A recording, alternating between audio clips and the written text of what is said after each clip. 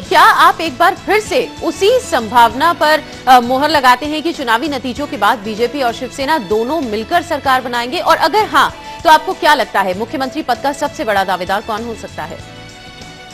देखिए, यहां पर संभवतः भारतीय जनता पार्टी की कुंडली का अध्ययन करते हैं, शिवसेना की कुंडली का अध्ययन करते हैं, महाराष्ट्र नवनिर्माण सेना की कुंडली का, और नेशनलिस्ट कांग्रेस पार्टी जिसको शरद पवार अध्यक्षता कर रहे हैं, जिसकी कांग्रेस पार्टी का, जब इन पांचों पार्टियों का अध्ययन करते हैं तो मैं चाहता हूं कि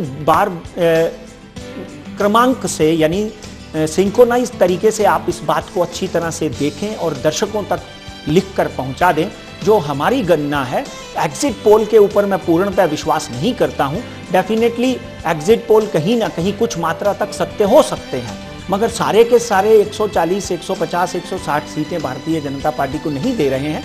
बहुत से एग्जिट पोल ऐसे भी हैं जो कम या ज्यादा या मध्य दे रहे हैं, मगर सबसे बड़ी पार्टी बनकर उभरेगी महाराष्ट्र में और हरियाणा में, यह संभव है और पॉसिबल दिखता है। अब बात करते हैं कि महाराष्ट्र में भारतीय जनता पार्टी को 110 से 120 सीटें मिलेंगी। अब आपने एक सवाल किया कि यहां पर मुख्यमंत्री कौन बनेगा, इसमें बहुत बड़ा असमंजस है। आपको याद होगा कि एक बार जर्मनी के इलेक्शन में बहुत दिन लग गए थे सरकार बनाने के लिए और वहां का चांसलर यानी प्रधानमंत्री चुनने के लिए। ग्रहों की अस्थिरता अभी तक कायम है। बुध के साथ में राहु, चंद्रमा के साथ में राहु बैठे हुए हैं।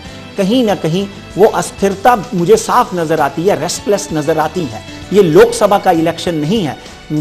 किमी जी, आपको याद होगा दिल्ली में आप पार्टी को 28 सीटें मिली थी और भारतीय जनता पार्टी को 32 सीटें मिली थी, मगर दिल्ली में आपने ये बात साक्षी की है कि दिल्ली में आप पार्टी ने इलेक्शन में अपनी सरकार बनाई थी इलेक्शन के बाद में। और इसी तरह भारतीय जनता पार्टी को कहीं ना कहीं हिंदुत्व का झंडे के नीचे वापस आना पड़ेगा और मातृश्री का दरवाजा जो है वापस खड़काना पड़ेगा। और उसमें सबसे प्रथम व्यक्ति जो मुझे दिखाई देता है वो है पंकजा गोपीनाथ मुंडे की बेटी जो है पंकजा मुंडे, क्योंकि पहले भी इस तरह की तकरार, इस तरह की तल्खियां भारतीय जनता पार्टी और शिवसेना में यहां पर आती रही हैं।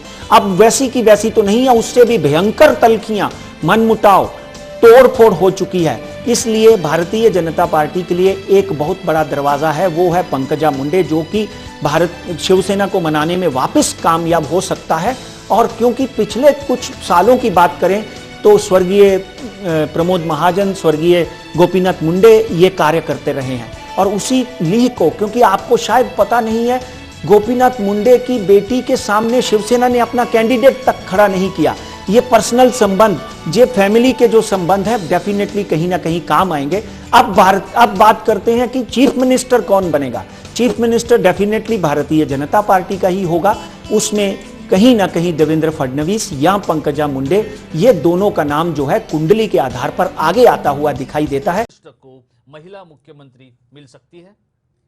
देखिए, आज हम अगर संपूर्णतः ग्रह दशा की बात करें तो मुख्यमंत्री कौन होगा इसके ऊपर भी बहुत पेचीदगियां होंगी।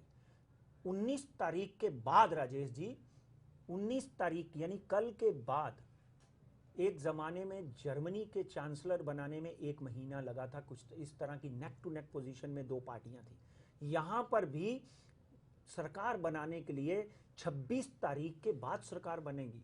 मुख्यमंत्री जो शपथ लेगा, मैं यहीं पे बोल देता हूं कि वो 27 या 28 तारीख को मुख्यमंत्री शपथ लेगा। अब आपने महिला मुख्यमंत्री की बात करी तो डेफिनेटली मुझे इमीडिएटली महिला मुख्यमंत्री आती हुई दिखाई नहीं देती। हाँ, महिला जो है वो इस संगठन को कहीं ना कहीं जोड़ सकती है, एक दूसरों को जोड़ सकती है। उसका नाम पंकजा मुंडे है और कोशिश भी हो सकती है कि वो आप मुख्यमंत्री बने। पर आयु और तजर्बा, आयु और एक्सपीरियंस, इन दोनों की वजह से हो सकता है कि कहीं ना कहीं वो थोड़े से नंबर उनको कम मिले। मगर आगे और भी 2 लोग हैं, देवेंद्र फडणवीस है, विनोद तावड़े है, नितिन गडकरी है। इनकी कुंडली का जब